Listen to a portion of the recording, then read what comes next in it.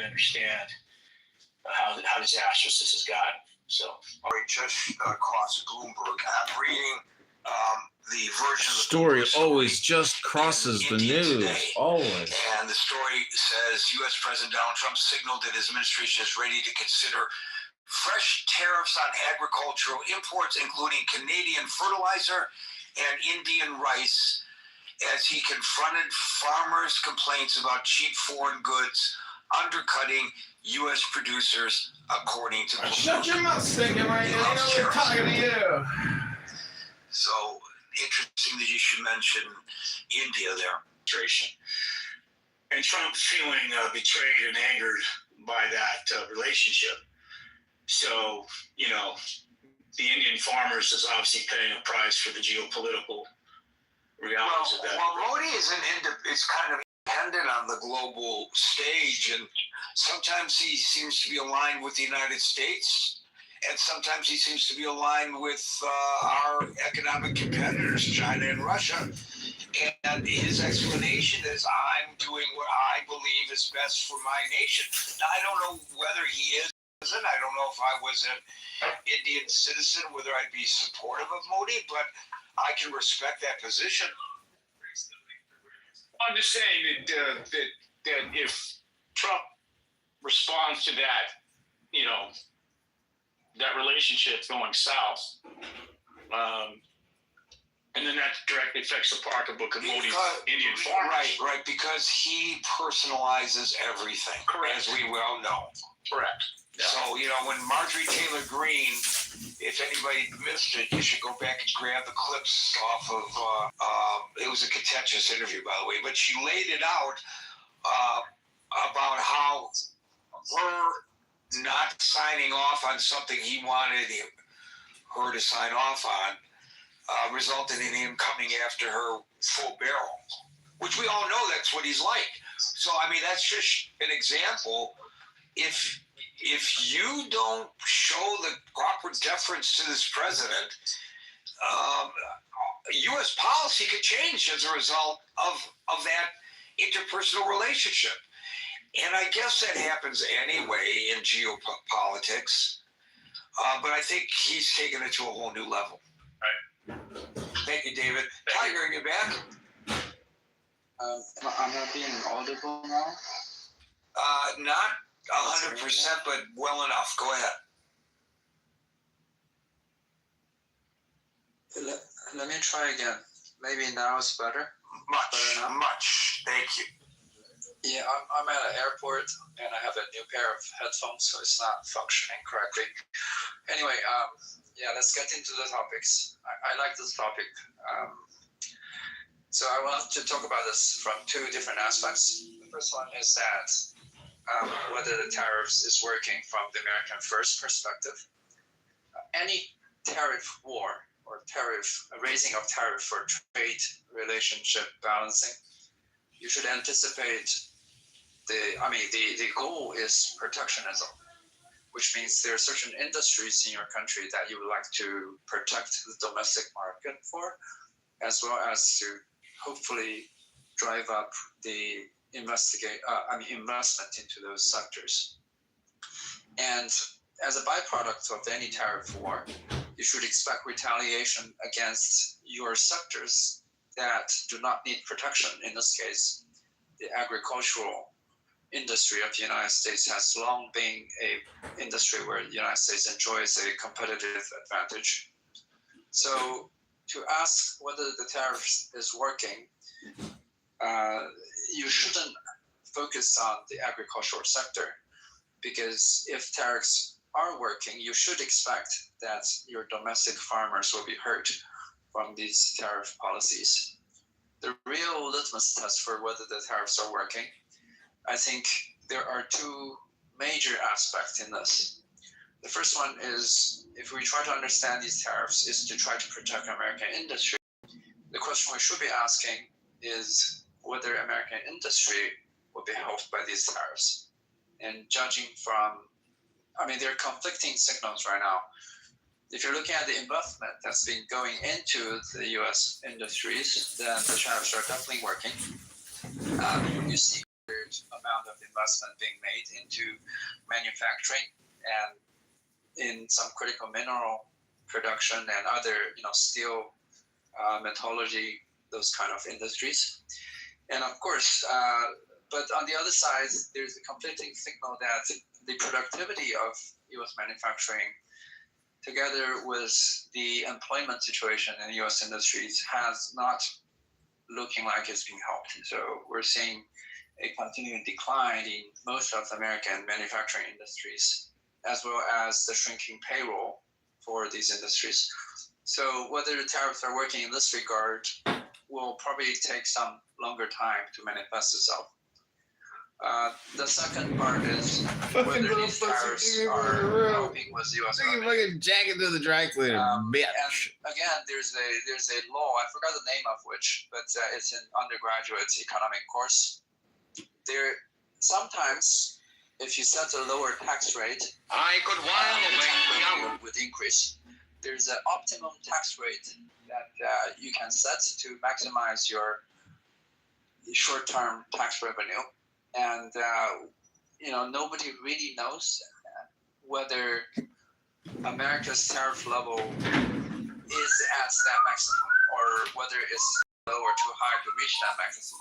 If Trump's other goal is to increase the U.S. tax revenues, and people are right, tariffs are a form of tax. So again, this is something we have to observe over slightly longer period. And I think there's some unfair criticism against these tariff policies. I do believe at least the strategic vision of Trump's tariff war is on the right track. Because I do think reindustrialization is vital for America's future. But some people are blaming, for example, the exchange rate and devaluation of the dollar on Trump. I think that's unfair because we know that the exchange rate of the US dollar is based on two critical things. The first one is the credibility of the United States financial institutions, and that's been eroding because of the US mounting debt. I don't think Trump is solely responsible for that. And also, I don't think any short-term Trump policies could correct or reverse course for that. So that's the first issue. The second factor into the exchange rate are basically your interest rates set by the Fed, which of course Trump has a strong incentive to push to lower the interest rate, but so far the Fed hasn't been responding as fast or as effectively or aggressively as Trump would have liked. And the second factor is actually the other central banks, their policy. And if you look at the various central banks around the world, measuring the exchange rate, you're going to see that a lot of economies over the past few years has been lowering the interest rate because most of major economies in the world are not doing so great. And everybody has incentive to lower interest rate to push out more growth. But if you measure, for example, the US dollar's purchasing power against major commodities and things like gold, for example, you're going to see a continued devaluation of US dollars against commodities. But that's also a historic trend. And it doesn't also happen alone with the US dollar. It happens over all major currencies. So that's the first part I would like to talk about. Maybe that's slightly fairer to assess whether Trump's policy is working in terms of tariffs. And I think the answer is yes to be seen. The second part is whether Trump's tariffs are an effective tool in terms of geopolitical maneuvering and leverage. And I think it's a yes and no. Many people mention, because we're talking about soybeans, many people mention China. And China is in a very unique position when it comes to US foreign policies. Because from the Chinese perspective, people don't understand tariffs as a simple tick for tack, as a raising stakes on, for example, a poker table.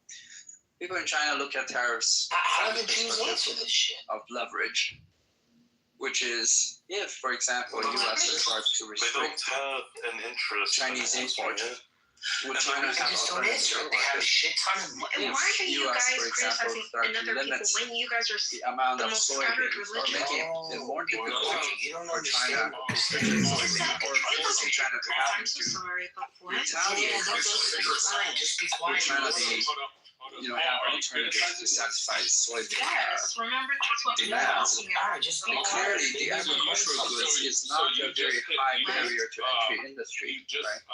As people are pointing out, the global supply market for soybeans is quite abundant. Yeah. You have Russia, you have Brazil, Argentina, and many other markets were able to supply soybeans Because within because the of rush, vast amount of arable land, which is actually why the United States enjoys they such were a explaining the competitive incarnation. advantage on agricultural goods. So Now, in that since sense, the soybeans is one of the areas that the U.S. has very little leverage over China. If you look at other industries, for example, semiconductor, then over the past decade, you can see that U.S. did enjoy quite a bit of leverage over China. But that kind of leverage is still waning over time because China, as a result of these tariff wars, Hello, hi Knuckles. domestic semiconductor industry and to a great effect. So all these tariff wars being used as leverage against China, I would say is. I'm waiting for my cheese pizza with garlic, big, medium well. Congressperson in the United States. I'm listening to Tiger and the Gary Baumgarten bullshit show with Marshall Fakin, Stinkin' Rankin, that fucking faggot in his cheetah jacket. That aspect of Trump's tariff war has been an abject failure. However, if you take China aside and look at all those vassal states, by that I mean the allies that Trump has been negotiating these trade pacts with, you can see that it has been a great success over, for example, the European Union. I'm blocked on all these Korea, accounts. I'd Japan, have to go downstairs. and many other, I know, but those actually don't work that long, and those numbers don't always work. does No, enjoy they work long. very Okay, so large you gotta leverage scroll over them. down a little bit and get an older Not number only because the new based on numbers trade everybody's trying to use imbalances, them at but the same also time. based Yeah. on the Oh, I fact see. So that just scroll down a couple there's a lot of days back or countries even a that are week. very dependent It was like a on week old, political nobody and uses. defense on the Well, United Clubhouse States. has a way to detect that those numbers are America no is good able numbers. to extract No, a so the favorable reason you trade get deal kicked off because is of because this somebody's trying to sign into So it. in that front, Once you're I already on. Mm. So once you're already on, they get a verification code that has says they been put it a in and major you off. success. So It's to kinda like put old that school, in a like larger DSL, you know? perspective, Dick sucking lips? coupled with Yeah, DSL, like very somebody few picks up the phone while days you're on the old, internet and kicks it's you off the very internet. fresh new report Oh. on U.S. Did you hear what I strategic said? focus. One of the Yeah, announcements that's made by the recent report is that the U.S. now Well, realizes it's I don't really care who I'm not really recording phones anymore because whenever I do that, people everywhere. complain against my But YouTube accounts and then YouTube takes action. its relationship with. But recording audio isn't a problem. Exactly what But Trump's recording tariffs are, the I'm afraid. PTRs is a problem apparently. The limits of its effectiveness. So I think And it's all pointless the United anyways. States I mean, realizes despite trade or Marshall military Rankin is a fucking alone, loser. it is not able to continue to force China into a. Like I said, why don't you ever go to critical thinking forum and But voice your having opinion realized to Gary that, Baumgarten and Marshall a Stinkin' strategic Rankin? shift and Oh god. Make my stomach turn right now just thinking about even all that. They kick me every single time. No making fun of Marshall Stinkin' Rankin.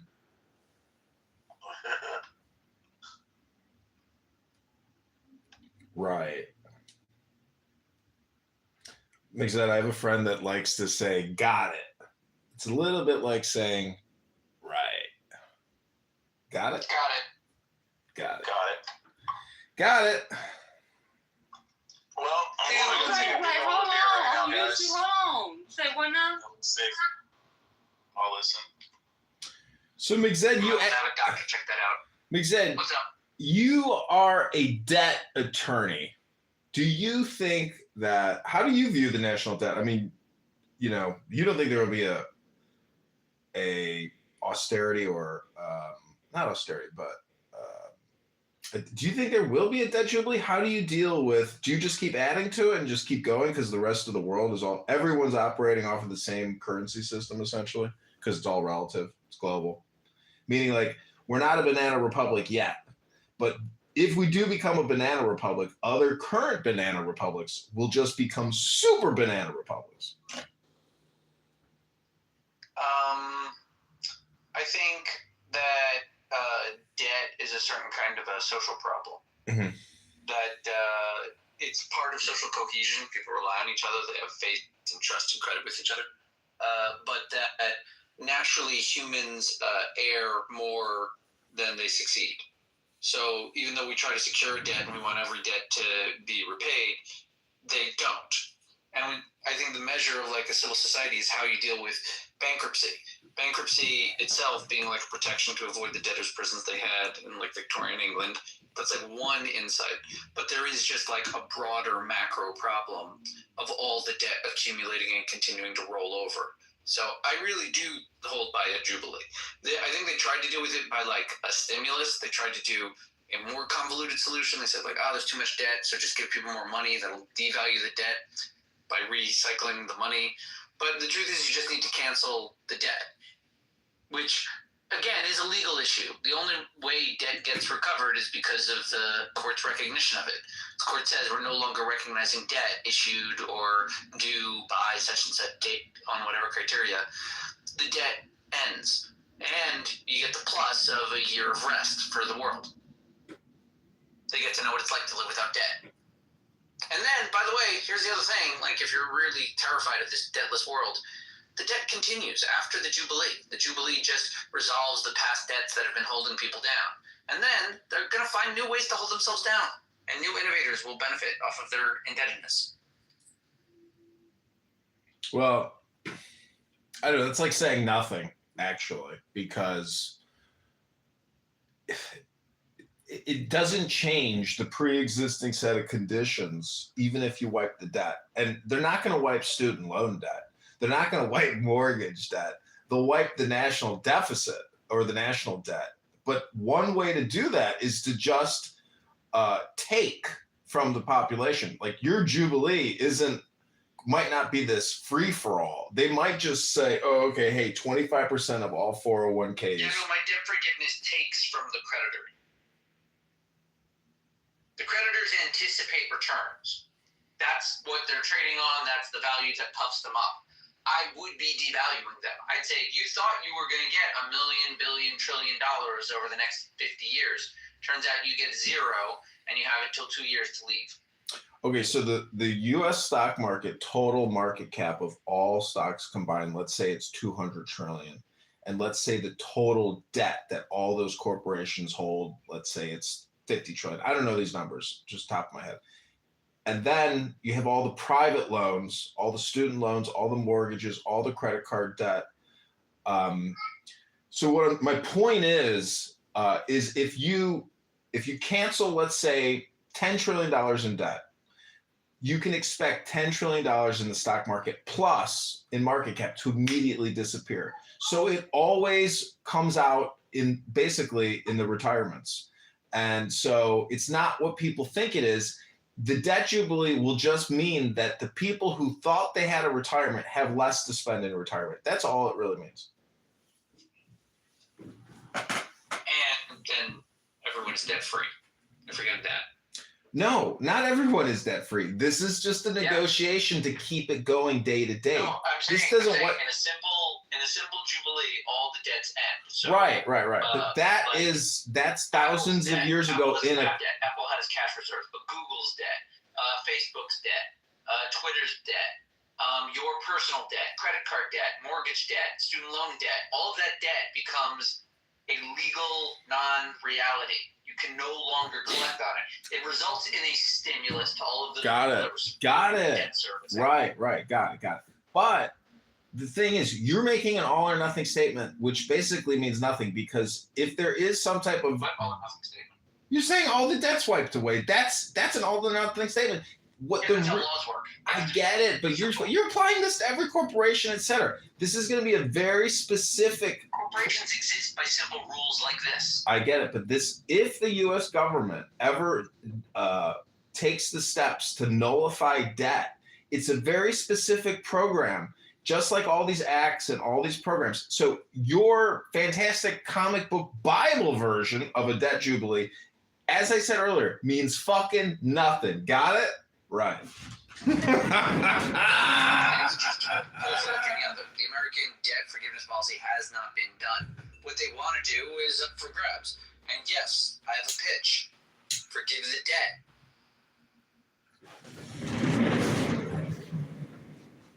Okay, so you explain this to me.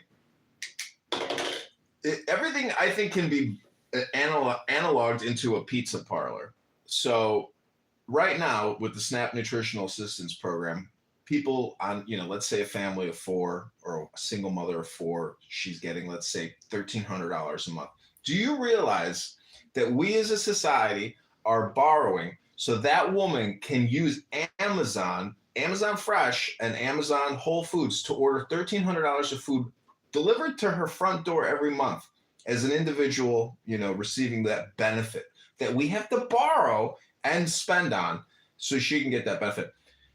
We live in a system that is only expanding, its money supply. So it is what it is. I'm just saying, I'm posing, all my debt rhetoric is nothing more than political rhetoric because it's civilizational.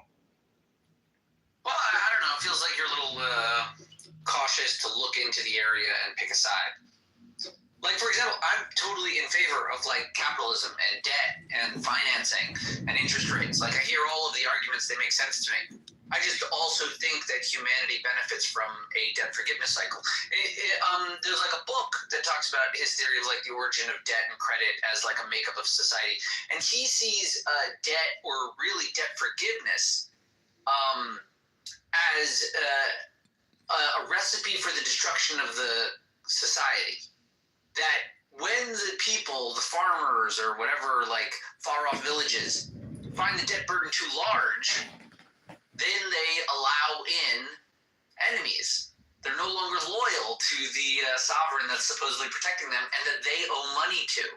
If the sovereign results in an indebted populace, the populace, much like in America, invite in the aliens to change the regime.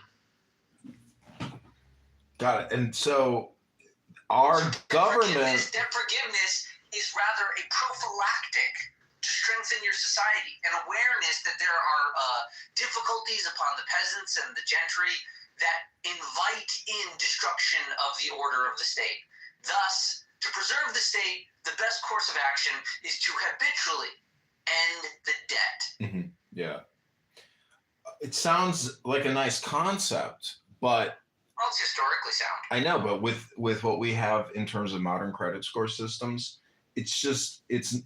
everything comes down to an individual social security number. I know there's TINs and there's corporations and all these other partnerships and LLCs that have assets in those names, but every year everybody produces an AGI, an adjusted gross income, and so that's the real measure of what someone has earned in income in relation to social return, meaning that when I want to order a pizza, I'm able to get this guy to come to my fucking front door in the next 5 minutes with my garlic, medium well cheese pizza, because I'm willing to pay $50 to have society produce a man at my door with a $50 pizza.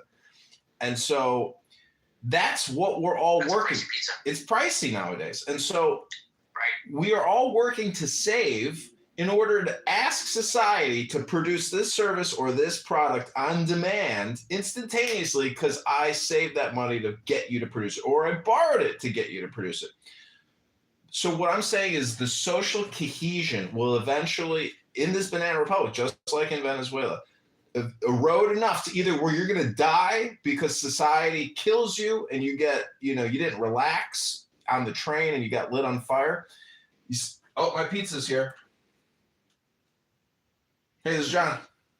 Hey, brother's delivery outside of... Oh, okay, great. See you right there. Thanks. All right, pizza's here, boys. Pizza time.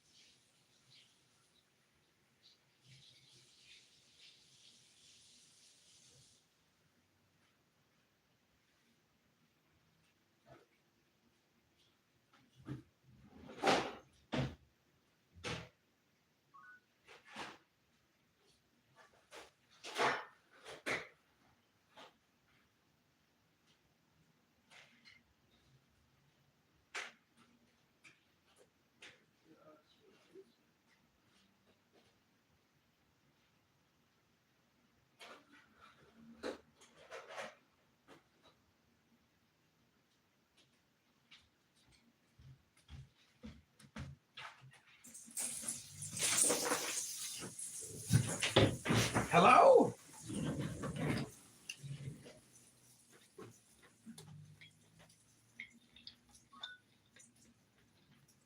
Hello?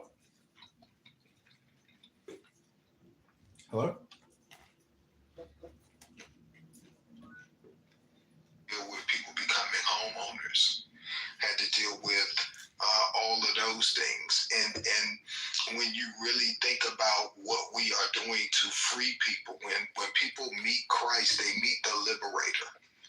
Christ was a liberator. He was one who came to set at liberty. That's what the text says. And so when you look at the fact that Israel had a year of release every 7 years, when you look at they had a jubilee every 50 years, and this was in the law. We are designed as Black liberation theologians. We believe that when we meet people, we should be setting them at liberty, because I'm a liberator. And I think when you become a liberator, you tend not to be the type of person that wants to oppress people. You tend not to be the type of person that wants to browbeat people with scripture. You tend to be a person who is very much involved in being able to get people free. So that's more what it is. Cool, man. Well, look, I'm all for not browbeating people with scripture. I think that shit's like stupid, honestly. So I think that's good. I would ask. I'm aware that because you know about this, I'm curious to ask this.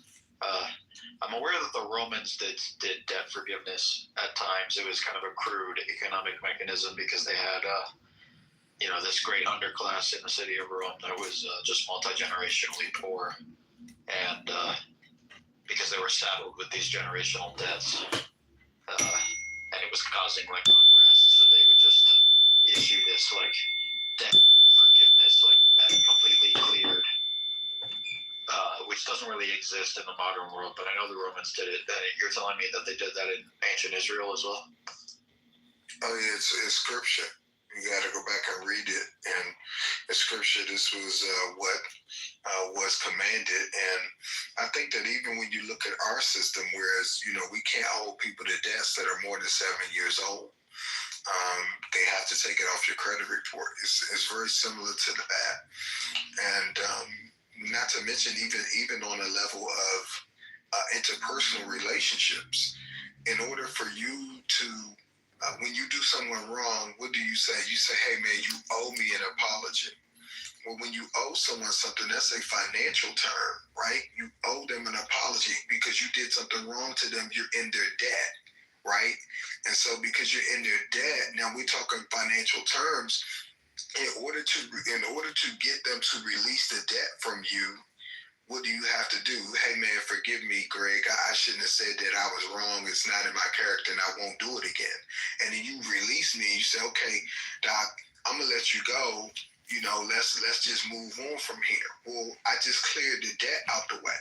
It's the same thing when we interact with people where we wind up in their debt. And what do we learn about karma? You got to be careful. Karma's real.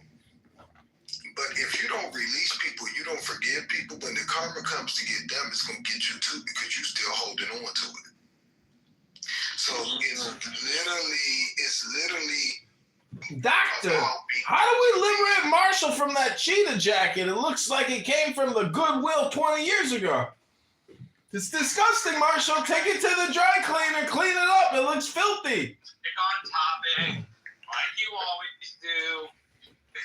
Yeah, so anyway, wow. But anyway, when you look at that type of exchange and how it really does teach us how to deal with one another, and it also teaches us how we should be putting things in place in our government, in our laws, in our societies to help people live more free. What is that motto? I think it's New Hampshire, live free or die. And that's very real, because if you can't live free, you kind of are dying a little bit. At least the that's born, B-O-R-N-E, to you. I'll say this one last thing about theology. It's highly subjective. You can pull up something Tone said. You can pull up something Thurman said. It could be completely different. Which one of them are right? Is no right or wrong in theology. It's just a difference of opinion. That's all. Yeah, well, I liked a lot of that, so thank you. Hey, Stella, how you doing? Hey, Marshall. Sure. Happy You can club look it online. anniversary. Yeah, are you? Let me ask. Hold on.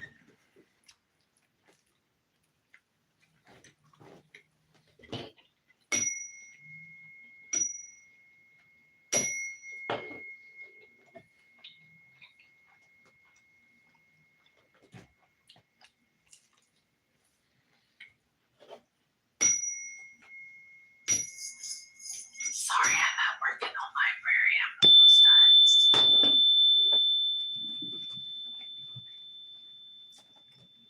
Sounds good. I just want to know, are you single? It does one good to hope. I was talking to Sailor, but okay. No, I don't mean you. I met Stella. I've known her for a long time, and if I lived near her, I probably would have sent a letter by now. She is a wonderful person, very easy to be around, kind. So, you know, got all the attractive qualities one would want. She seems like a very sweet woman. She is. She has her convictions and she sticks to them. But she's a genuinely kind person. I like that. I like that. I mean, if you listen, Sailor, if you tired of the producers being all in the video, all in the movies, all in the TV, come to Death Row. Come to Death Row. I would love to come to Death Row. I don't have anything to do. I could maybe do a podcast. Being on Death Row Records would be like a dream come true of mine. I'm not joking. So you Hey, listen. are you I had okay? to throw that in there because of the Diddy documentary, right? Wait, so Marshall, are you okay? You been off your meds or something? No, Rabbi. I was just, it tangentially involved the music I like, which I don't talk about very much. I took a course at college called Hip Hop and Philosophy, which was the philosophical and political movements behind hip hop and rap, and so loved it. I don't get to talk about it much, but Oh, it's too bad you didn't get to talk about it too much. A guy named Dr. Tommy Curry, and it was just a great class. So anytime that kind of stuff gets mentioned, I get kind of excited. He's excited. Can I get mods? Oh yeah, by the way, what's good, Sailor? How you doing? Salute to everybody on the stage. What's up, Sailor? y'all? Sailor, let me get mods, please. Hey, sorry, y'all. I'm at work right now, so my bad. I'm trying to have this clubhouse birthday while I'm at work. No. Sailor, mod me. Just mod me before you go back to work. Mod me quickly, mod me. There you go. I'm modded Miller. You didn't mod Sailor. Wait, whose birthday is it? I tell you, should have modded Marshall because he's the most, professional person. It's my clubhouse birthday. Hold on, let me see if this room is open. Hold on, I have a student trying to. He's professional? Yeah, okay, cool. All right, sorry, y'all. My bad. So look, right. So I take it you wanna come over here, with me and all the folks over at Death Row Records, and I mean, Marshall. you gonna get paid over here. I'm like bad boy. Marshall is in the state with the highest number of executions rate, so I mean, it's not that difficult, I would imagine. It's just so. What state is it again? I live in Texas. Yeah. Oh, dude. Well, y'all got Jasmine Crockett, right? Y'all gonna make that happen? Between her and Tallarico, it's going to be an interesting primary. Yeah. I don't know if it'll win the primary, but it'll be an interesting primary no matter what happens. Yeah, I don't know, man. If I lived in Texas, I don't know. See, I don't live in any of the major cities. If you know where San Antonio is, I live 4 hours south of San Antonio. I live like, where I am now is like an hour from Mexico, but where I normally lived, I'm 25 minutes from Mexico. And it's a great place to live. I enjoy it. Sure, it's a lot of fun.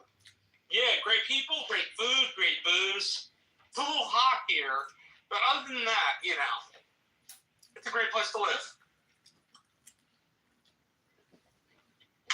You know, Sayla, I started to delete this app because I got tired of notifications.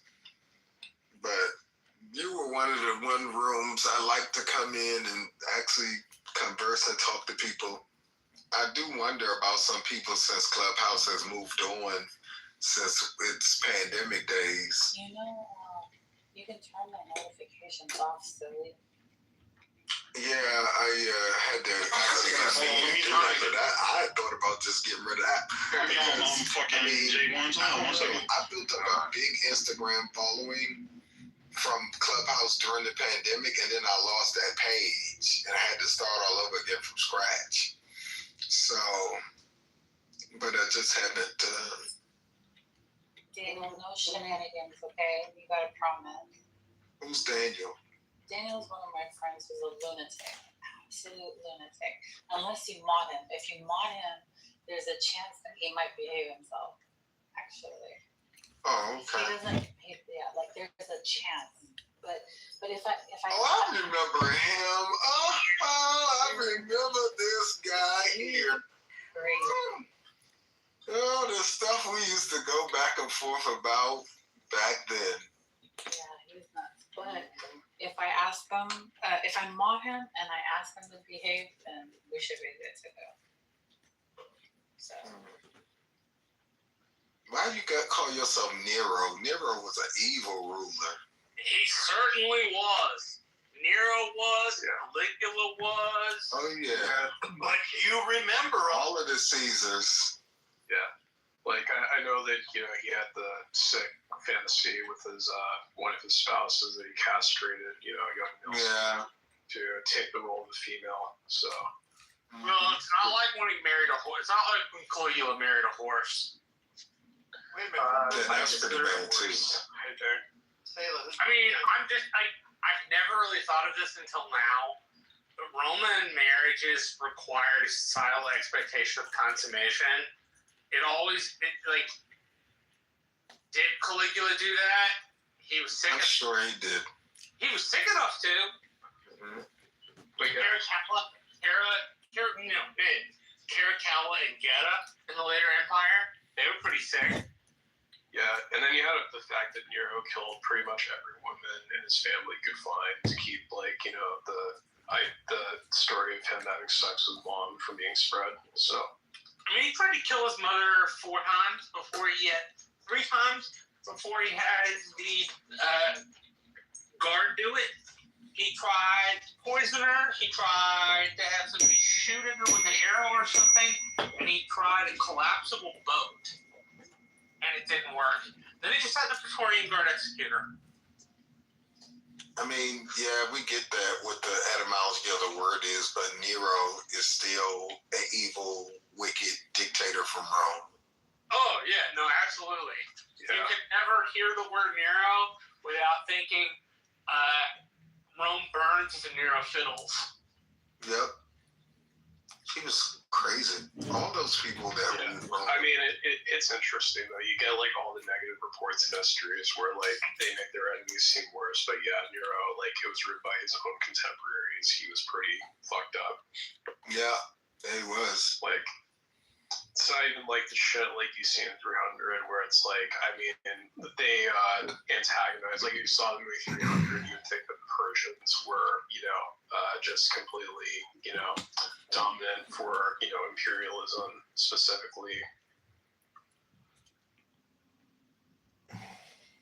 I like 300. That was one of my favorite films. So overrated, I think. I mean, it wasn't for the special effects, it wouldn't have gotten to the charts. I just like the fact that he said, "This is Sparta," and he kicks the guy down the well. Overused. Yeah, I mean, it's pretty cool to me. Okay, you know what's really funny? The king that's in Sparta, the Persian king that looks like a monster, is the same king from One Night with the King with Esther, and he looks all like romantic, long. Rodrigo Santoro. Yeah. He looks all Romeo in one movie, and then in the other one, he looks like a goblin. So, such a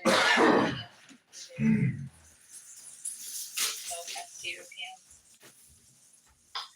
I take no offense. We're pretty fucked up, so. Sorry. Yeah, what was bothering me, Necro, yesterday is like, if your behavior yesterday in that room is like normative of what your behavior generally is like, No, it's not. Are you usually different? No, I mean, like I said, it's like, it's just the fact that I was dealing with essentially people who were, it wasn't even really Sasha I was getting pissed off because, like, fuck the dude. I mean, he's just an asshole ultimately. But, like, just in general, the fact that everybody was assuming, like, saying that I was being mean for doing the same thing that Sasha was doing. Right back, essentially. No, absolutely. My feelings were getting hurt the way that you were being mishandled. Like, I was literally getting my feelings hurt, but people were saying that normally you're not the nicest, so it was really confusing. Like, I'm like, is this how you normally act? Were you acting different? I didn't know. Yeah, I mean, the thing is just, I know it's like Zabuto has had issues with me for some reason, but I literally told her that, before in the past, I've told her, like, when she's had issues with me, I'd be willing to listen to everything that she has with me, and then she invite me up when she's done telling me so I can respond to it. And she's refused to do that. And she'll say, this is the thing, she says, I don't respect her boundaries. But I think the problem with her is the fact that she gives her input on things, and then when I respond to it, like, kind of like, I don't know if you noticed it yesterday, but she was complaining about me speaking on things, and I just told her, well, okay, then don't talk to me if you don't want me to speak on anything. Sheila, you sound like Violet from The Incredibles. She made me sound like Violet? No, Sheila. I gotta check that out. Reverend, are you an actual reverend, or is that just a clubhouse thing? I hate to ask, clubhouse got attacking the last 2-3 years, so you have reverends that aren't really reverends. But did I have reverend on my title?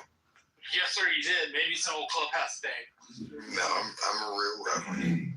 Dude, I'm a real doctor. awesome. Dude, no way! If you don't mind my asking. Oh, Jesus too Christ. much preaching. I try to live it more. I feel that way about my Christianity as well.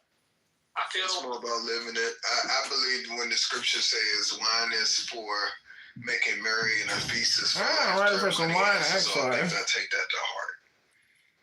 it's always struck me as God expects us to be the light and the example, not the preacher. The preaching is left to him.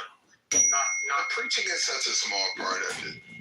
It's not the major.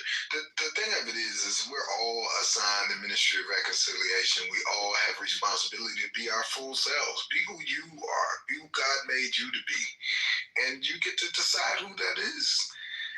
We keep practicing cheap grace and putting everything on God. When the truth of it is who you choose. Like, people think that God plays matchmaker. And some people stop doing that. There's nowhere in scripture where God played matchmaker other than Adam and Eve. So he tried it once, it didn't work out for him, so he stopped. So your soulmate is whoever you choose it to be. People keep thinking God's sitting up there playing match. You don't think God busy enough to be sitting around worried about who you sleeping with? At the end of the day, it's your choice. It's who you decide you want to be with. That is your soulmate. And you get more than one. And we need to stop trying to put this on God, because some of these relationships and marriages, there's no way in hell God put it together. I really appreciate it. Thanks, Reverend. Yeah, no problem. You say Reverend. I look for my grandmother or somebody. Lord, I forgot I had. Hey, doctor, I got a question for you. I mean, if God is all-knowing and everywhere and everything, you don't think God is concerned in our love lives? Come on, it's the ultimate reason. I never said that. What I said was he don't play matchmaker. Of course he plays matchmaker. That's just your opinion, doctor. Well, Don't you know about St. Valentine? oh, dear God. He was martyred by the Roman Empire for marrying people. Madman who just like can't control himself. I was just gonna tell them, like, you ever heard of Thursday? That was named after God's Thor. Yeah, Thursday. All the names of the week were named after Greek and Roman deities. Yeah, Saturday, Saturn. Sunday, Sun God's Day. Monday was the moon, and Tuesday was Mars, Mardi, Tuesday. Wednesday was Woden's Day, or the Norse god. Thursday, Thor's Day. And Thursday's also, I think, ruled by Jupiter, if I'm not I have mistaken. some questions for you. You have really obviously liberal ideas when it comes to like the Christian arena. So, are they hiring you to come speak or preach at churches? Are you hired at a church? Like, I'm really. So one of the reasons why I don't complete my seminary is because I already know that my views are gonna kind of make me an anathema. Is it anathema? She's an anathema. So like, what's the point of doing this when I already know I'm gonna be rejected by the majority? Unless I open my own, I guess, Universalist church, but I feel like I could do that without the credentials. But anyways, are people hiring you is what I'm asking you. No. Honestly, there's not much money in ministry. I do better doing government contracts and helping small businesses win work. I do better, advising and instructing, and I'm actually working on a podcast right now that's due to air here. Podcast, you say? And, you're working on it right now. It's going to be about finances, faith, fitness, family, and contracts, government contracts. Do you have a female correspondent yet? I don't. How many people are on the podcast? It's just going to be me right now. What's the name of the podcast? Forward Progress. Yeah, I picked that particular name because in football, when you get the first down, they'll try to pull you back and say you didn't make it. Say, no, you can't stop them from getting the first down. They got it by forward progress. I think for a lot of people, they put in a lot of effort, a lot of energy to making their lives what they want it to be. And somehow they get pulled back or snatched back. I'm like, no, man, we're going to help you move forward and progress. And that's really what it's about. It's an old campaign slogan I use for a couple friends of mine who wanted to know what they should make their campaigns about. And they call it Forward Progress. So that's what we're doing. I think that's more advantageous to stand in a pulpit preaching, because most people aren't really even going into churches nowadays, and they just don't pay preachers enough for me. Guys, I know people who full-time pastors and they make $24,000 a year. Guys, you may stick up for her now, but trust me, when she turns on you, she's going to make the same accusations like she's doing to me right now. You'll see. She's an evil girl. She's an evil girl. So that's the problem that I have with it. It's just like, come on, man. Like, you got to pay those loans back from seminary unless you went free. And Howard University is not cheap at all. Well, I think you're graduating from Howard University with the theology. You narrow is using my PTR now. That's my point. But you chose $23,000 because there's a theology degree from Howard. You could be a chaplain and make way more than that. You can go into chaplaincy for sure, but you ask if people were like, bring me to the church and hire me out and all that. And it's just not enough money for me to do that, to be honest. It's not enough money. I make more money going to talk to groups about how they can turn government contracts into income for themselves. So, you know, I mean, I've had people offer me asinine amounts of money to come speak, and I turn it down. Your theology degree in the first place. Well, honestly, the truth be told, I only went to seminary because the AME Church would not ordain me without an MDiv. Baldo! That's the only reason I went. Getting attacked with a big Otherwise, Baldo. I was content with my Mr. MBA and my Baldo. master's in public administration. I didn't necessarily need the third degree. Or the fourth one, for that matter. Mr. Baldo. Congressman Baldy. Go ahead, Nico. Yeah, I just also wanted to say I really do apologize on, like, I did not mean to misgender Sasha. It's just, like, it's something that I do. Need to work on. Yes. Yeah. A lot of people struggle to remember pronouns, so I get it. I just wanted to know if you were doing it. Hey, Carlson didn't mean to sleep with a You trans. seem pretty sincere enough. Oopsie. Yeah. Well, I mean, that's one of the things, like, to me, like, the only reason. How people come up, it's my birthday. It's my clubhouse birthday. I'm just teasing. Go ahead, Nico. Yeah, I mean, in general, like, the only reason I stayed in the room last night was because I saw that, you know, you at the very least were able to see through essentially what I was going through. You don't have to apologize, Necro. Be comfortable with your life's decisions. John, Necro, what was going on with you last night? Talk to me. Yeah, I don't know. Everyone heard what happened. Well, I mean, I don't know, if you want us to go through what we went through last night. Today at the time. You want to talk about it, or is it something you just rather just not talk about? I mean, I think we should at least cover a little bit of it. What did you say that was, what do you think the most offensive thing he said was?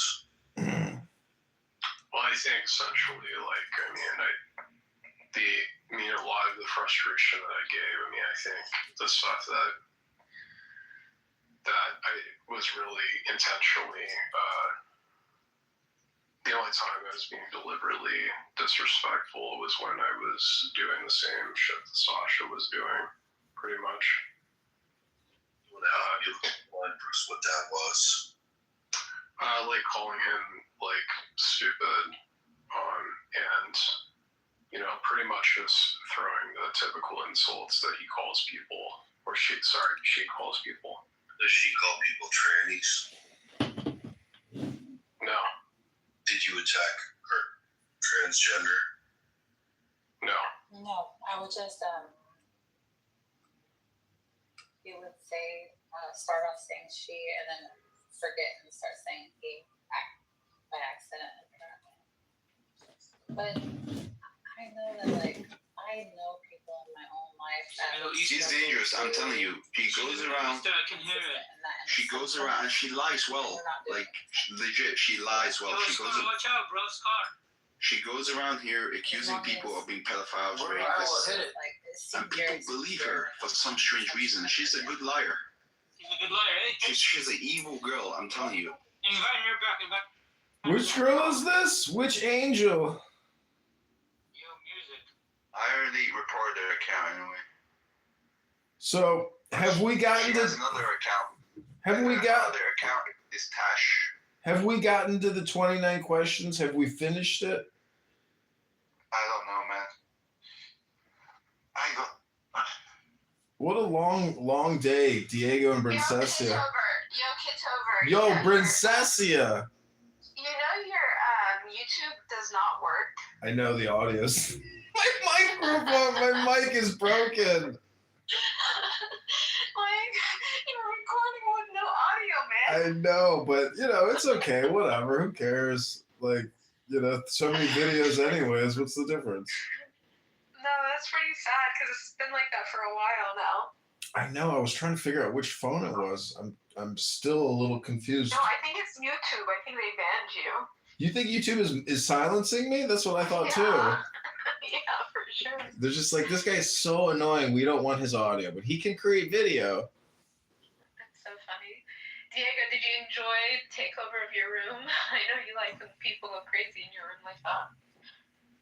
But you were here too. He's a crazy kind of guy. He's probably not even here right now. His phone is probably sitting by the toilet, and he's probably like downstairs having dinner with the family or something.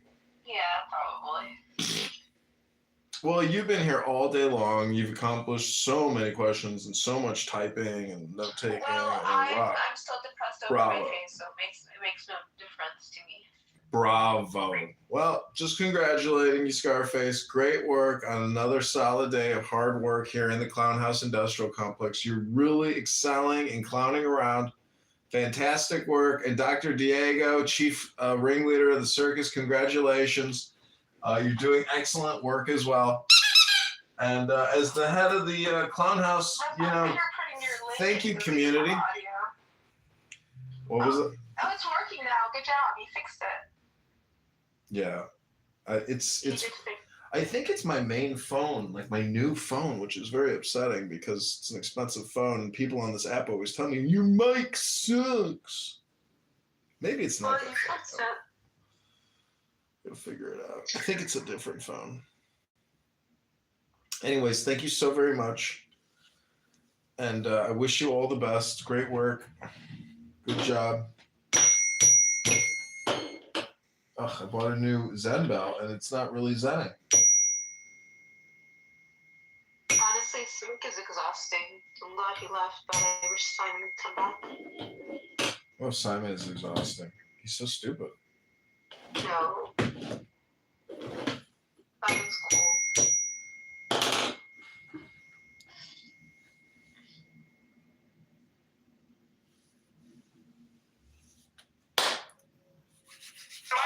That's another start, Nick, to be clear. No, it's not an ambush. Nick, to be clear, I think everybody I'm not understands. ambushing you. I'm literally reading an anecdote that you reveal on your podcast.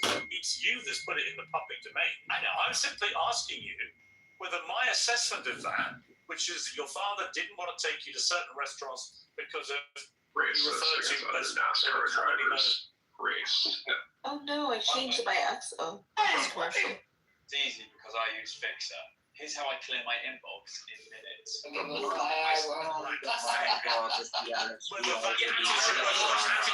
African Americans in that instance. So permeated to you. Like I said, I think everybody knows what that is. I'll engage with it, and I'll defend my father from the charge of racism. Sure. No, my parents are not racist, and they've never been racist. I'll tell you about my parents. They used to have a school in Chicago in the South Loop where they instructed people on how to shoot firearms. Security school. Do you want me to keep playing it, Diego? I figured you. Yeah, go ahead, baby. You're so retarded. Most of the clients were black. And I believe actually one of their clients was Larry Hoover's son at one point, sort of a funny story. And so most of their clients would come in from the south side of Chicago. My grandmother, she grew up in the projects in the city. And so my family being in Chicago, being ethnics, being Italian, Irish, Mexican in the west side on Taylor Street, all over the city. My family for many generations have lived near and around black people. And look, my views about black people and their views about black people are shaped with experiences with black people. And what they will tell you, what my parents would say if they were here, is that for many, many years, the older generations of black people were very respectful, very humble, very decent. In fact, my grandma used to have an anecdote. She grew up in a lot of dysfunction. Her mother was mentally ill, and they would be having dinner in the projects, and there'd be so much chaos and dysfunction and disagreement and fighting. And she would look across the way out the window at a black family in the other apartment, and they'd be holding hands around the table saying grace. And this is sort of the culture that used to prevail. But now what you have in the city is that there's no accountability for the black people. And now Chicago has become a complete dump because these teenagers go out and they take over the city. They call them teen takeovers. That's the euphemism for it. They're teenagers, but they all come from the same neighborhood. They drive up there and they mug people and attack people, and they destroy cars and destroy shops. We had the Festival of Lights a couple of weeks ago. It's supposed to be a family event. And they light up the trees, and they, there's a big parade. I was in the parade one year, and you had a bunch of black people there shooting each other. 7 people shot, a 14-year-old killed in the Magnificent Mile. And I know there's a lot of black people that feel the same way about this. They say, we've lost control of the city, and we're looking for accountability. We have a lot of black people that are always outraged about racism, outraged about attitudes from white people, but they're never ashamed of some of these behaviors, never ashamed of some of the things that go on. And that's why I think there's a lot of negative attitudes these days. And so, again, I think those attitudes, you say I'm a product of my environment. I am, and so are my parents and my grandparents. Unlike you, because you're not even American, in Chicago, we have to live in a big, diverse city where there's a lot of different kinds of people. And I think anybody in Chicago will tell you the same. I live in London. It's one of the biggest and most diverse cities in the world. But it's not the same. Well, actually, it's a big, diverse city. The only difference is we don't have the gun violence because we don't have guns. That's a whole different story. I don't want to get into that with you. I have got into that before. You got a knife problem. You got sword problems. We have problems with Aladdin. We have problems with violent crime. I make no pretense of it. So the idea that somehow I'm cosseted in London because I'm not in Chicago. I didn't say that. Well, you kind of get funny, but I guess my point about the environment, I'm not saying you are a product of your environment. I'm saying most people are in some capacity. When I read that anecdote, it's just to remind you, it's not something I have put out there. You told this story, right? And you said that you said this. We're looping. You said this. No, but you haven't really directly, I think, responded to it, which is whether your father would not take you to certain restaurant chains because he associated them with black Americans. Is that true? No, well, see here, if you're in America, you would say that Olive Garden is not real Italian food. Applebee's, TGI Fridays, this stuff is a load of crap. My dad was just a food stop, but no, it's got nothing to do with that. My best friend in first grade was a black guy. We're not a racist family. So. Okay, so when you told the story, I'm just curious. So when you told that anecdote, which clearly on the face of it is racist, right? You're basically saying your father made racist decisions about where you would go as a family to eat. Should we fast forward? Well, I'm just going to ask you a question. You told that story. What did you say? Let's just listen to it. Okay. Did you mean to infer that he was racist? And do you understand why when somebody like me reads that anecdote for the first time, as I did this week, I reach a different... Scotty! Well, I understand what you're doing, which is a sort of making of a murderer. How did he become racist? Well, his father didn't eat an Olive Garden because he said that's not real Italian food. Hang on, I'm literally reminding you of something you said on your show, which led me to conclude a certain thing. I'm wrong, tell me. Yeah, it was said in jest as a humorous anecdote, and now you're trying to spin it into a narrative, which is his parents are racist. He comes from a long line of racists. And I think everybody knows my parents are boomers. And these people come, well, you're a boomer, I guess, too. And in a way, right? You were born in 19, yeah. So you're a boomer also. Or maybe you're a Gen Xer, I suppose, is sort of on the cusp. But it's a humorous anecdote. These are kind of the attitudes of baby boomers in society. But you're trying to spin it into a narrative, which is you're a product of your environment. Your dad's racist because of this joke. Now you're a racist. And I don't think that's a fair characterization. Okay. People can make their own minds up. They can go back and listen to you say it. I mean, the beauty of what I'm going to talk to you about in this interview is that almost all of it is just going to be reminding you what you have said and asking you what you meant. Your position about that story is that it was a joke, okay? I want to come to something else you said. This is where you talk about Jews, women, and blacks. This doesn't take... Child. Apologize with Marshall. Who's not putting so many layers to go outside, and yet They're always coming up with, no, it's not the Jews. No, it's not women. No, it's not blacks. It's actually really complicated. No, it fucking isn't at all. Jews are running society. Women need to shut the fuck up. Blacks need to be imprisoned for the most part. And we would live in paradise. It's that simple. Okay. Would you like to clarify what you meant then? That's all true. That's 100% true. Everything I said in that clip is true. Including that blacks need to be imprisoned for the most part. Yeah. Yes. No, for the most part. What does the most part mean? What percentage of American blacks would you like to see in prison?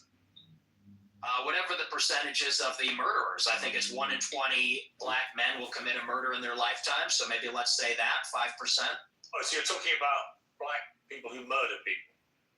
Yeah. Oh, absolutely. Yeah. But you didn't say that. You just said blacks need to be imprisoned for the most part. You didn't clarify that you were talking about black murderers. Right. No, you're right. That's a good addition to that. Do you think it's funny? Or Yeah, I do. I think it's hilarious. I think it's totally true. do you think a black American would find it funny? You think that blacks should be imprisoned for the most part? Blacks are my biggest fans. I get high fives all the time. Thanks so much. I love your show. They agree with me. And you want to know why? Here's the difference. Black people are the most victimized by other black people. You think black people want to live in the hood and the ghetto and get shot all the time? That's what happens in the south side of Chicago. You should come here. I'll take you there. We could go to Garfield Park. Some went to Chicago University for a year, actually, several years ago. Yeah, that's a bubble. That's a bubble. You think you're in Chicago and Hyde Park? You don't know Chicago. Go a little bit west. See what it's like over there. And I'll tell you, black people agree with me because they're tired of it too. And maybe not most of them, but a lot of them agree with what I say about that because they know how it is. That's why the first thing they do when they make a little bit of money is they go and leave to another neighborhood. Okay, so Are you a racist? Yes, I'm a racist. Black men who commit murder in America. What was the percentage you gave? It's 1 in 20. 1 in 20. It's 1 in 100. No, it's 1 in 20. No. Less than 1 in 100 black US men commit murder. That's the most up-to-date crime statistics in America. That's not true. I've seen other statistics. They say 1 in 20 will eventually commit a murder. So your rate means that you're saying that 5 times as many black men commit murder as the official crime statistics say. Yeah, there's a report, I believe, on X by Data Hazard. I'll have to go and double check that for you. But yes, there's some pretty shocking evidence that says that it's far more alarming than you would think. Okay, but you would accept that the official crime statistics are 1 in 100? Or you wouldn't accept that statistic? I don't know. I don't have it in front of me, but I've seen other evidence. Like I said, Data Hazard on X, I believe, produced a report about a year ago. It said 1 in 20. But, I mean, whether it's 1 in 20 or 1 in 100, that's a lot of people, Piers. I mean, a lot of white people commit murder too. Well, they do, no? Okay, but it's about proportionality. I mean, white people are 65% of the population. Blacks are 13%. And I think anybody would tell you that more black people proportionally commit violent crime than white people. And people vote with their feet. People would rather pay a much higher property tax. What's with the interruptions? I'm sorry. Thank you. I appreciate that. You know, you look at in Chicago, in New York, these neighborhoods are so stratified. People would rather pay a high tax rate. They'd rather pay a much higher property value to live in a less diverse, less black neighborhood because they don't want to live around the violence. And I think that when you look at even on the public transit, the subway, the blue line, you know, people don't want to go there because they know who occupies and menaces the public transit. It is these people like Daniel Penny had to deal with. It's people like Irina Zarutska had to deal with. And that's just the uncomfortable reality. You've also said you don't want to live near black people. Let's take a listen to this clip. I'm a new generation of white person. I'm not living around blacks. Sorry. You know, I want white kids, and I don't want my white kids bringing home black people to marry. It's racial for me. And call me racist. Oh, very Christian of you. I don't give a fuck. I mean, it couldn't be clearer, really, unless you want to say that's another of your jokes. But you're basically saying, yeah, I'm a racist, aren't you? Yeah, I'm fine with that. You're fine with saying you're a racist? Totally. I think everybody's racist. I think everybody, if we're being honest, is racist. I think everybody, the only people that aren't racist or pretend not to be are white people to their detriment. Everybody else is racist. So earlier in the interview, you really got aggrieved at the idea that your father was a racist. You wanted to make emphatic. Yeah, because my father's He's not. Because my father doesn't share my same views on that. So he's the exception to the everyone's a racist. Well, everybody's a little bit racist. You're right. So maybe everybody. The difference is you're attacking my father. You know, he I'm can not get fired attacking your from his father. job. I'm not attacking your father. You are. No, I'm not. I don't know your father. And to be clear, I have no knowledge about him at all. Well, then let's leave him out of it. Let's leave him out of it if you don't know. Hang on, Nick. You put that story into the public domain on your show. I'm simply reminding you of what you told everybody, millions of people, about your father. If you now want to retract it, fine. If you want to say it was a joke, which is what your position was earlier, fine. But I'm allowed to put to you things you said publicly. That's not unfair. That's not me targeting your father. You put that story about him out You know what you're doing. You know what you're doing. That's right. That's right. To me, you both know what you're doing. Your father made decisions. Your father didn't want to go to the restaurant because there's too many black people there. That's a racist. Of people who worked at these places. If you say, or use them, if you say that is not what you meant, that's fine. You can respond any way you like. But the idea I can't ask you about it without you saying I'm attacking your father is ridiculous. Well, you are, and you know what you're doing. And there's a political culture in America where if you have the wrong views, you get fired from your job. And my father has a job. Well, then why did you call your father then? You charge him with racism. Exactly. And I'm put in a position where I don't look like I'm sticking to my guns. If I don't say my father's a racist, you're putting him in jeopardy, and he's not here to defend himself or explain his views. And it's very low. And They can father fire people for being black. People can see what you're doing. I'll defend my views. And I think that, so let's leave him out of it. Let's just not talk about my father because my father isn't here. I'm here. Okay, well, then you accept that you shouldn't talk about it. That's fine. But then do you accept you shouldn't talk about your father on your show? You shouldn't tell him. Absolutely not. Absolutely so not. So it's fine for you to put a story out there which would make most people who listened to that story or watched it at the time on your show conclude that he was racist. It's fine for you to do that. But if I then ask you about it, I'm the one who's being unfair and I've crossed the line. Is that what you're saying? Yes. Okay. Yes, you're being malicious. Okay. That's fine. That's fine. Listen, people are watching this live. He's a little bitch ass. Yeah, he is. I'm sure afterwards, by the way, you'll say, he ambushed me. He cares about his dad. He's just hunting his son. If he cared about his dad, why didn't he bring him into the conversation? I'm not going to say it's an ambush, but I think that's a low blow. And now he's cutting his pearl. You're a tabloid journalist. I expected that. I don't think it's an ambush because I knew it would be like this. And people will see what you're doing, and I think they'll say it's low. But as far as you want to talk about racism, I do. Let's talk about racism. Okay, let's leave my hand up. Look, you've admitted you're a racist, correct? Yes, 100%. Yes, he's a racist. Okay, that's fine. You're perfectly entitled in a free democratic society to stare down the barrel of his camera and tell me you're a racist. People can judge you accordingly. Many people who have assumed that you're racist will now have heard it from your own lips. That's fine. There you go. That's the point. The point is to go over the things you said, which have led people to reach conclusions about you, and to ascertain whether those conclusions are fair and reasonable or not. That's it. I want to play you another clip. This is where you talk about why white people are justified in being racist. Let's take a listen to this. First, white people are every single bit justified in being racist. Every single bit justified, to the extent that that means going out of your way to avoid black people when you see them. Absolutely. Absolutely. The instant fix for snorers without touching their nose. Sorry, guys. 1 second. And still end up switching. There you go. So white people should go out of their way to avoid black people when they see them. Absolutely. They would be wise. Why? Because it's a lose-lose proposition. If you're Irina Zarutska and you don't walk the other way, you get stabbed to death and you die. If you're somebody else and you walk on the subway and you stand near a black person or something, maybe it's fine. It's a lose-lose proposition. So no, I think that white people have been beaten into submission, that we're afraid to tell the truth about it. And the truth is that when you go into these major cities like New York or Chicago, I believe she was in North Carolina, there is a menace, which is young, black, adolescent men.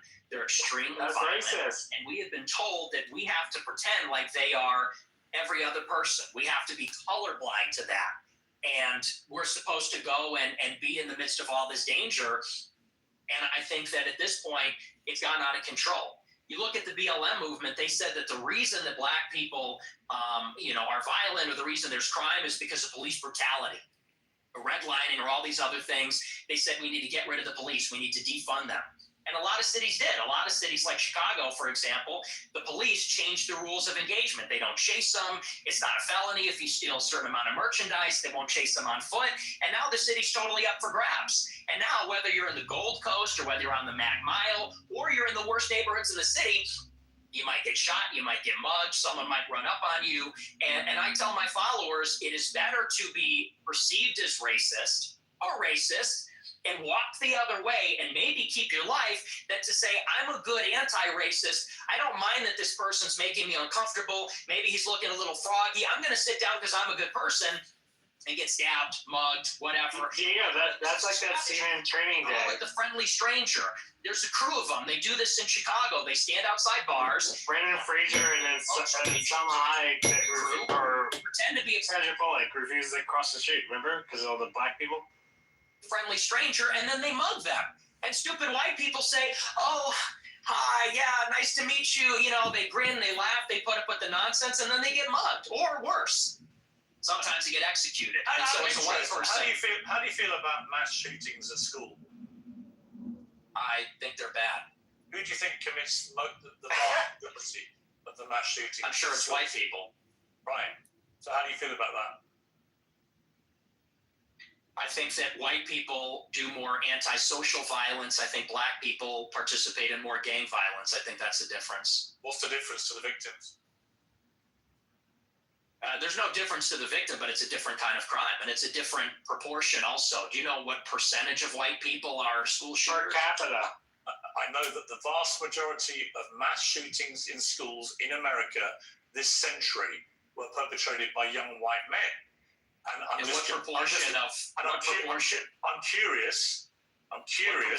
curious whether your advice would be to people who have kids in Is schools. my mic working? Should they avoid white people at school? Should people with the kids at school avoid young white men at school? No. Okay. Do you know what per capita means? Do you know proportionality? There are more black people proportionally that engage in violent crime or are involved in gangs, especially in these major cities, than there are white people that are school shooters compared to the entire white population, and everybody understands that. Two-thirds of mass shootings at school perpetrated by white people. But what proportion of white men commit school shootings? That's the question. I've just told you, it's 60 to 65% of school shootings by white people. You're telling me what proportion of school shootings are committed by white people. I'm saying what proportion of white people have committed school shootings. Are you playing dumb, or are you just not that smart? What's the difference? See, now you want to jump on the victims. The difference is you're asking, would you fear white people or black people? And that's the difference. The difference is what I'm saying to you is, by your logic, if we now have agreed that the vast majority of mass shootings in schools are committed by white people and predominantly young white men, then presumably your advice would be to avoid young white men because they perpetrate these massacres. But it won't be because they're white, right? So are you playing dumb, or are you actually dumb? Maybe out of proportionality. You are because you're. I don't think you are dumb. I think you're smart actually, but you're deliberately avoiding per capita, and everybody knows that's the difference. What proportion of white men are school shooters? It's probably 0.00001%. What proportion of black men have committed violent crimes? It's probably like 5%. I don't know what it is off the top of my head, but it's very high. And I would add to that, even as it concerns schools, why do you think parents pay a super high property tax to live in a school district where there's white people? Because they know that if they go to the black school, it's going to be the Bloods and the Crips. It's going to be gangs. It's going to be, you talk about school shootings. Nobody talks about all the school shootings that are committed by gangbangers in and around the school, and all the other violence that's associated with that. I mean, these schools in the south side of Chicago, it's just not. I have an answer for you, Nick. So the proportion of the population who carry out mass shootings is actually the same, black and white. For white people, the proportion of again, are you hearing it? No. I think the trouble with your statistics is a lot of them don't bear much scrutiny.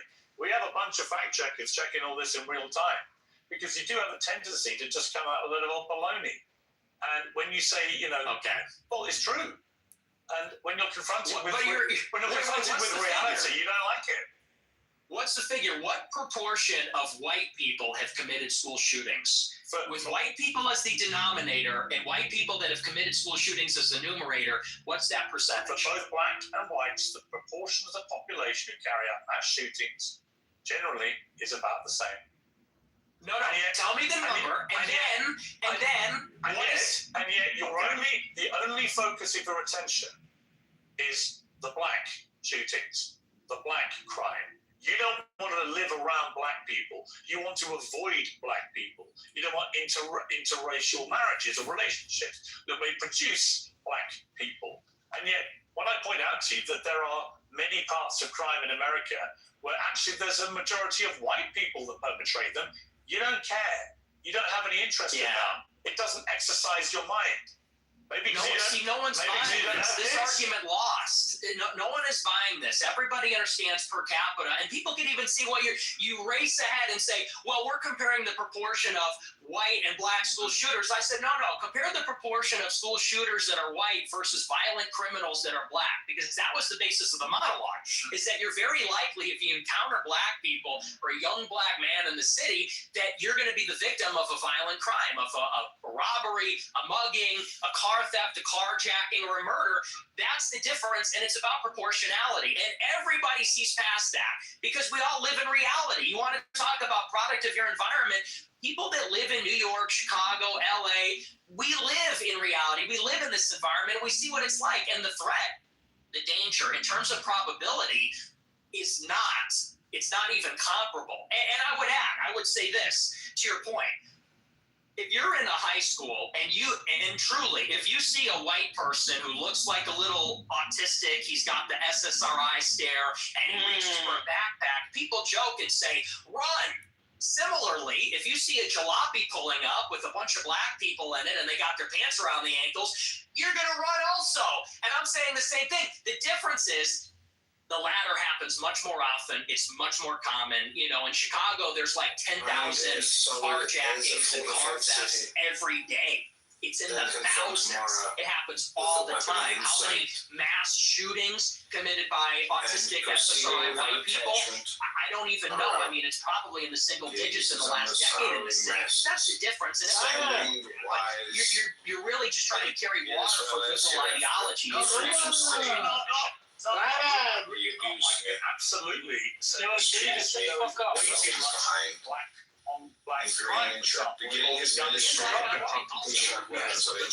too much gun violence. Yo, I don't care. Shut the fuck up. Yeah, leave Simon alone. It's indisputable. I've got no problem saying that. The difference is, I don't then lead myself into a thought process where I have to avoid all black people in case they shoot me. And you've already conceded that you are a racist. So when people hear you then say, he did say I'm a racist. So they assume you're doing that because of people's skin color. I don't think I can't be racist. I'm black. Simon, you're a racist. Simon is not a racist. He can't be a racist. You're separating two different things. The monologue when I said I don't want to live around black people, that was after Irina Zarutska got shot, and it's true. I mean, they are largely in this city, in Chicago, the south side, the west side, huge criminal population, and I don't want to live anywhere near it. And I do. I want to live in a white neighborhood. I think that that's extremely desirable. Nick, you're perfectly entitled to that view. Why are you racist? But when you have obviously prefaced all this by saying, I am a racist, unashamedly, You are racist. then people will assume that all your thought processes about all of these issues All right, he can't hear you. to people based on their skin color, which is the purest Sure. personification of racism. Oh, it could be Well, true. it's not an aversion. I would say it's the opposite. I like my own people. My own people are familiar to me, and I think that's true across the board. I think that people seek out other people that are like themselves, and every other group does this, whether it's blacks, Hispanics, Asians. You know, I get a lot of attacks when I talk about that I'm against interracial marriage. And what's funny is that every other group is against interracial or interethnic marriage. Jews, But you're Chinese, the product of an Hispanics. interracial marriage. Yeah, I mean, that's debatable. And Not let's say really. for the sake of Not argument, really. sure. No, you're the product of an interracial marriage, and your father is part Mexican. You're literally, For the sake of you're literally argument, the very sure. person you've just told me you want to avoid. What race is Hispanic? Is that a race? Well, what do you think it is? I'm asking you, what race is Hispanic? Hispanic, of course it's a race. It's called Hispanic. It's a mix between two races. It's a mix between indigenous Americans. It's not and white, though, is Europeans. it? It's not white. Well, apparently you're more of a racial purist than me. You got Really? You just keep saying you have a white neighbor. You're literally from a mixed race background yourself. You literally got Mexican blood. I know, and I live in a non-white neighborhood too. I'm trying to get out of here, though. But I'm trying to get out. But here's the thing. Do you have any non-white friends? Genuine question. Most of my friends are non-white. Most of my friends are not, and non-white people love my show. How many of How many of your friends are black? Many of them, like at least a dozen. Wow. Ye being one who you know, Sneeko being another who you also know. Yeah. So how do they feel when you say you just want to be away from any black people, walk away from them? Well, you know what Ye told me? I'll tell you verbatim what he said. That it doesn't come from a place of. You use the word aversion. That's the first thing I'll actually dispute. Okay. It's not an aversion on the basis of skin color, because that would seem to suggest it's like a stubborn, irrational bigotry. I don't consider myself a bigot. I consider myself a racial realist. I'm realistic about how the races are, and I speak provocatively about it. And I speak provocatively about our tribalistic instincts and tendencies as human beings. And I'm not a liberal ideologue that says that over time and with enough education, we're all going to see this great brotherhood where we're colorblind and everybody's the same. You know, I don't think that's ever going away. I think that race is real. It's not just skin deep. It matters to us and it matters to each other. And black people know that, and Hispanics know that, and Asians know that. And I think on that basis, we can have mutual respect and understanding, not aversion based on skin color. The reason I use the word aversion is you literally say that you should look the other way if you see black people. That is an aversion to black people based on their skin color. No, that's called economy of information. That's economy of information. That's safety. And I said in the same monologue, if you watch it, it's like, I feel sorry. The problem is you clip the 10 seconds. I don't know if you watched the whole show, but in that monologue, I said, most black people are not violent or criminals. I said, and it's unfortunate that we're going to offend them when we turn and walk the other way. I said, but the problem is, we don't know. We can't tell. And someone like Irina Zaruska, she sat down in front of a black man with her headphones in and wasn't paying attention because she was being a good liberal and said, I'm not uncomfortable by this. I'm progressive. Then she got stabbed in the neck. And I said, it's unfortunate that you would have to sit behind the black man to be safe. And if he's not violent or schizophrenic, he might be offended by that. I said, but how many deranged white men have committed atrocious acts of murder in the last 10 years in America? Proportionally far fewer. But how many? Fewer. How many? Do you know how many? You have a research team. You pull it No, up. you're very big. You're extremely exercised by that one story, which was horrific for the record. Absolutely horrific. And should never have happened. The person who perpetrated that evil act had a string of previous offences and should have been picked up more, and it should have been amplified more. I completely concur with all of that. But I just suspect you have no idea how many white people have committed similar crimes, do you? No, per capita. From experience, because it's like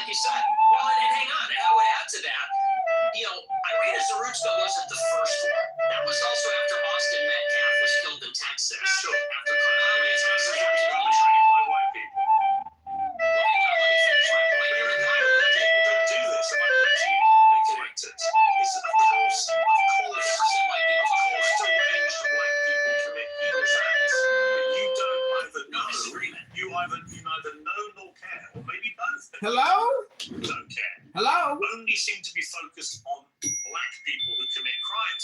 And again, if you hadn't prefaced the whole debate Hello? of racism by openly conceding you are a racist, I can read other connotations into what you've been saying. But once you've said, I'm a racist, and then you only talk about black crime, I think people can watch this and they can say, yeah, he is. He's a racist. And everything that he says about crime is driven to the prison of being a racist. Hello?